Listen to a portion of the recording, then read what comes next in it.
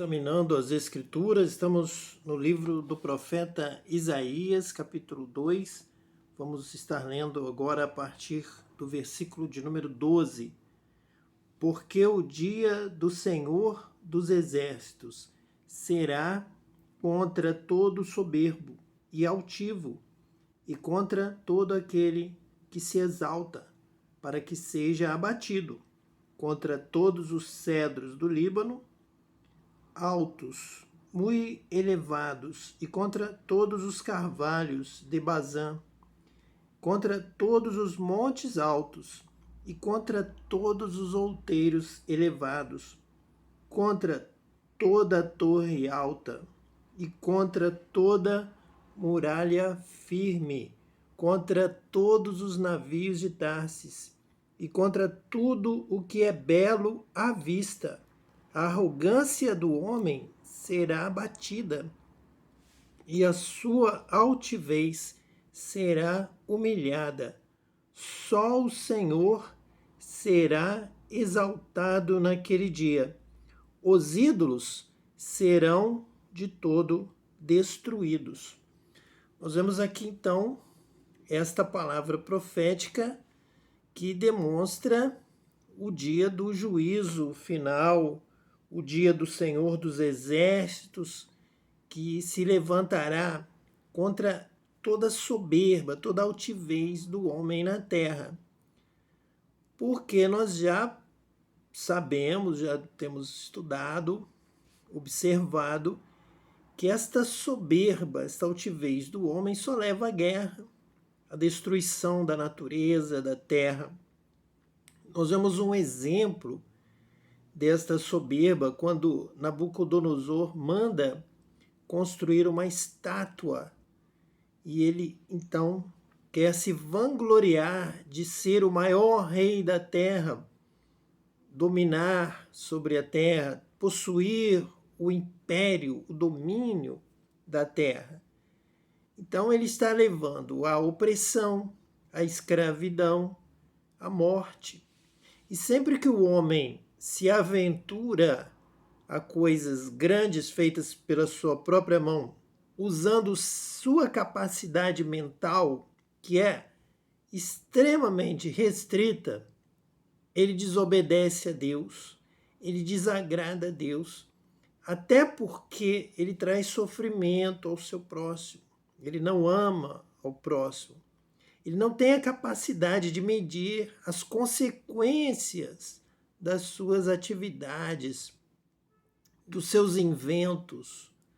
Ele edifica muralhas, ele constrói torres, como a Torre de Babel, grandes prédios, grandes edifícios, constrói grandes mecanismos, motores com alta velocidade, relativa à capacidade do homem. Ele acha que é muito grande, mas se comparado aos planetas, às estrelas, ao universo, ao Sol, não é nada. É realmente como uma pulga no meio da Terra. É algo pequeno, é algo ínfimo comparado à grandeza de Deus. E as consequências que levam são extremamente destrutivas, são extremamente penosas para a sociedade, para a humanidade. Então, de tal maneira o homem está destruindo a terra que Deus irá intervir, Deus irá dar um basta, já está marcado o dia do Senhor dos Exércitos, o qual só ele sabe o dia que será o dia do Senhor. Ele se levantará e derramará o cálice da sua ira sobre toda esta altivez do homem. Quanto mais o homem age com altivez, com soberba, pode observar que mais destrutivo ele será.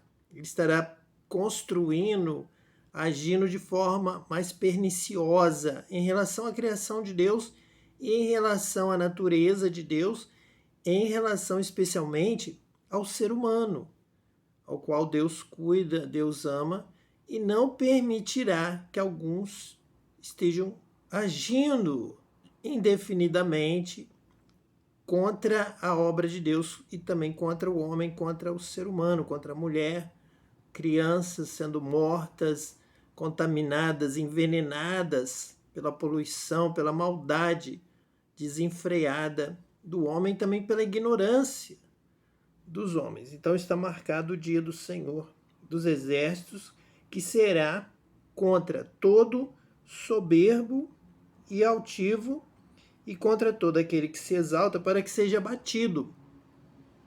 Porque a realidade é essa: quanto mais o homem se exalta, quanto mais aquele governante se exalta, mais ele faz guerras, mais ele menospreza os outros, mais ele se torna destrutivo, mais ele se torna maldoso, mais ele apenas vai pensar ali na sua cidade mais próxima, vai preservar, vai ter o senso de preservação da família, da cidade, da casa, muitas vezes o máximo é do país, da sua nação, e vai se achar em condição, com força, porque ele está exaltado, ele está agindo com altivez, com soberba, ele vai se achar em condição de destruir as outras nações, os que não fazem parte ali da sua sociedade, do seu círculo, que normalmente é bastante limitado.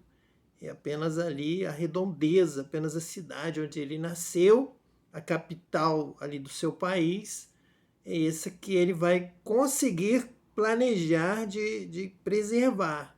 E vai ter o senso, em geral, todas as histórias dos grandes impérios que nós vemos na Palavra de Deus e também na história universal, eles vão pensar em preservar ali a sua cidade e destruir, e escravizar, tirar a força, tirar a alegria, tirar a saúde de todos os outros. Mas também as suas próprias armas, suas próprias invenções acabam voltando-se contra ele, porque Deus não permite que este império, até o momento, domine o mundo todo. A queda, a ascensão, queda dos impérios, e novos impérios surgem, até mesmo por aprender a construir as armas que aquele primeiro império que se estabeleceu, que conquistou a maior área, que se julgou ser o mais altivo e se ensoberbeceu, ele próprio ensinou os outros a também se armarem, a também criarem estratégias de guerra para destruí-lo. E assim tem caminhado a humanidade.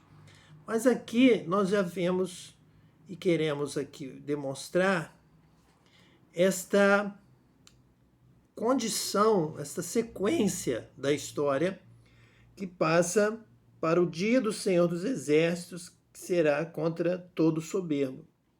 Nós estamos aqui no livro do profeta Isaías observando, e já vamos começar a falar sobre esta caminhada da humanidade. Assim caminha a humanidade, conforme nós temos aqui nessa palavra de sabedoria. A humanidade está num tempo permissivo de Deus. Ela vai se associando, nações contra nações, reino contra reinos.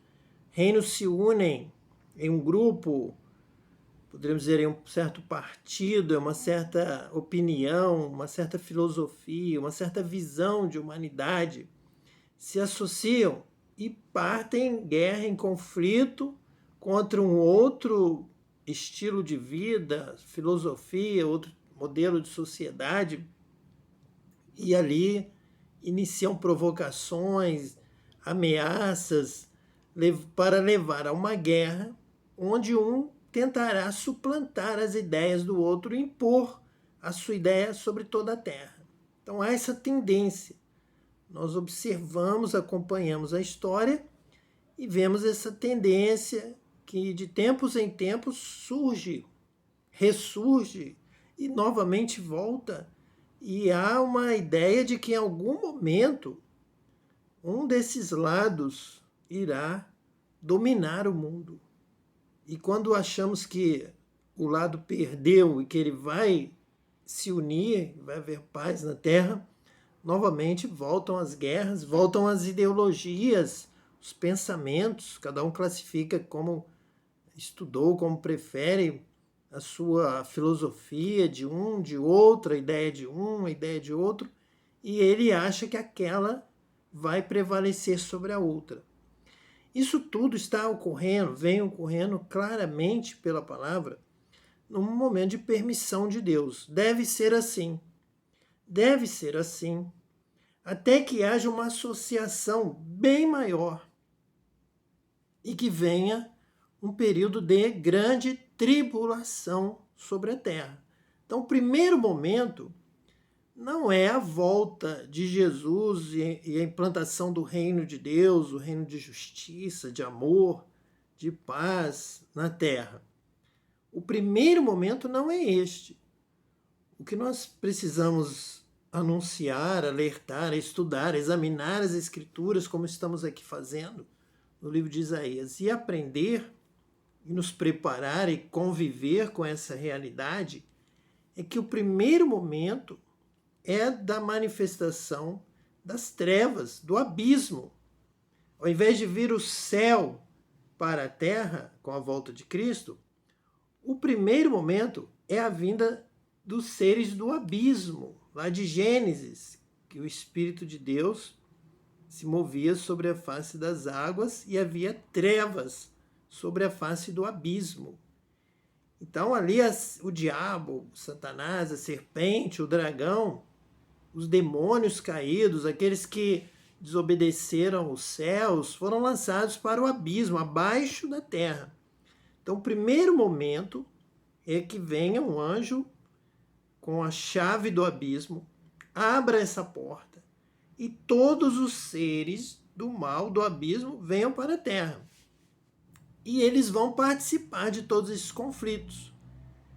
Eles já vinham trabalhando possessões demoníacas, inspirações malignas, pessoas que de repente sentem renovado desejo de destruir, de matar, de roubar, de implantar um sistema opressor. Então, que essa raiz do mal, essa influência do mal já é percebida, isso é claro, nós vemos isso nos livros de história. Porém, chegará um momento em que será aberta a porta do inferno, do abismo, e todos os seres serão soltos. O diabo será solto, mesmo de um período de prisão, ele será solto. O dragão, todos aqueles seres ali descritos no Apocalipse, de forma figurada, aparecerão, irão agir juntamente com uma parte da humanidade que já tem essa tendência, já deseja dominar e escravizar o Ocidente, o Oriente, certas nações, implantando um modelo. Então haverá uma associação de todos os seres do inferno com essas ideias, essas ideologias, essas filosofias humanas. É preciso que isso aconteça para que se revele realmente o propósito de cada coração, de cada um, de que lado você está, que lado você vai escolher, qual mensagem você vai dar ouvido, se é a mensagem do amor de Deus, se é a mensagem da paz, se não, se é da mentira, qual você prefere.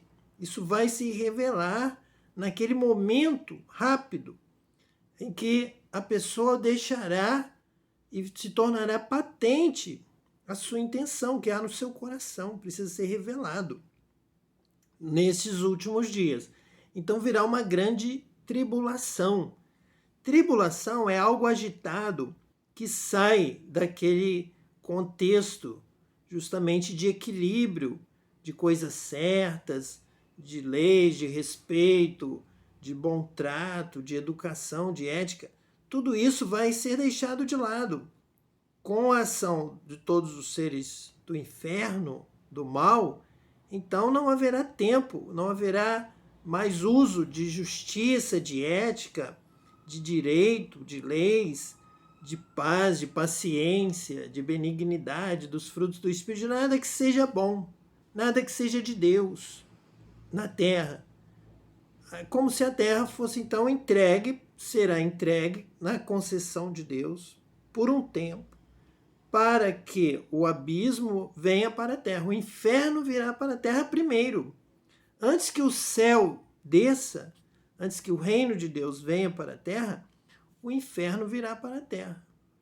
E assim haverá o Armagedon, haverá guerras, haverá aqueles sinais que Jesus nos relata ali em Mateus 24, e que eu vou estar trazendo nos próximos estudos, novamente essa sequência, utilizando as Escrituras, citando os textos da palavra de Tessalonicenses e outros que fazem referência a este primeiro momento.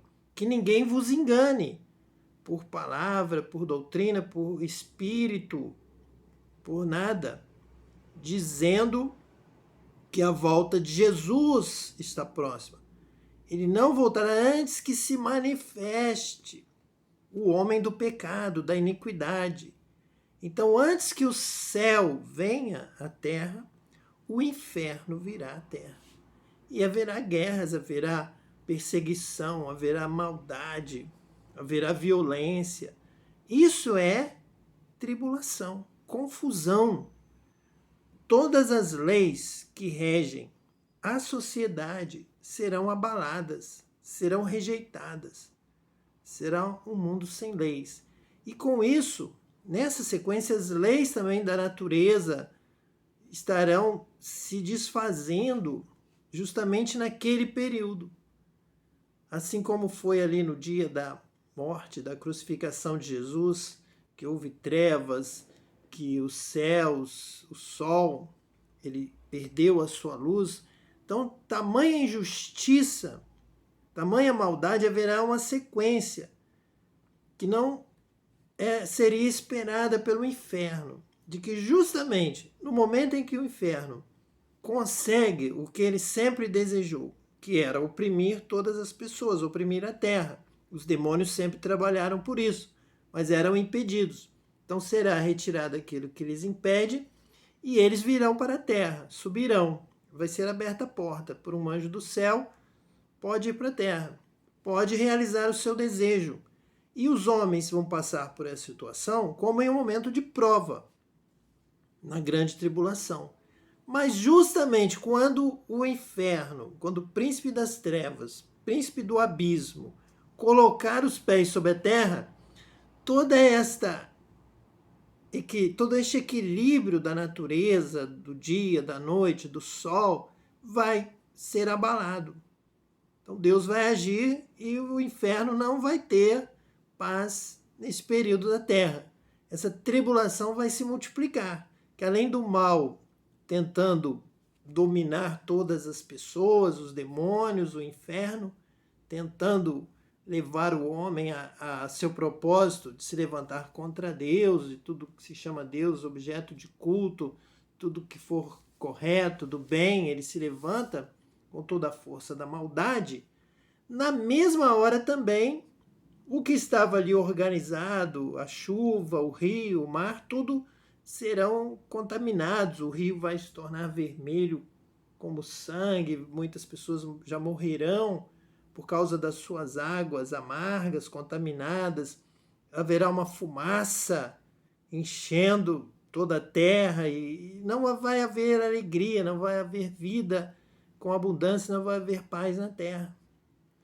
Então, com os elementos dos céus e da terra se abalando, o inferno não vai ficar bem aqui na terra. É como se trouxesse todo o ambiente do inferno para a terra. Tanto de mentira, de ódio, de problemas de relacionamento social, quanto também do ambiente externo, o ambiente da natureza, todo ele conturbado. Por isso será uma grande tribulação. Só depois deste período, onde então todos serão provados na grande tribulação, os propósitos intensos do coração do homem e da mulher serão provados, é aí que então virá o dia do Senhor, virá o dia da ira de Deus, que vai ser derramada do céu sobre a terra. Quem vai estar na terra? O próprio inferno. Vão estar todos na terra. O diabo, seus anjos, seus demônios, pessoas do mal, pessoas violentas.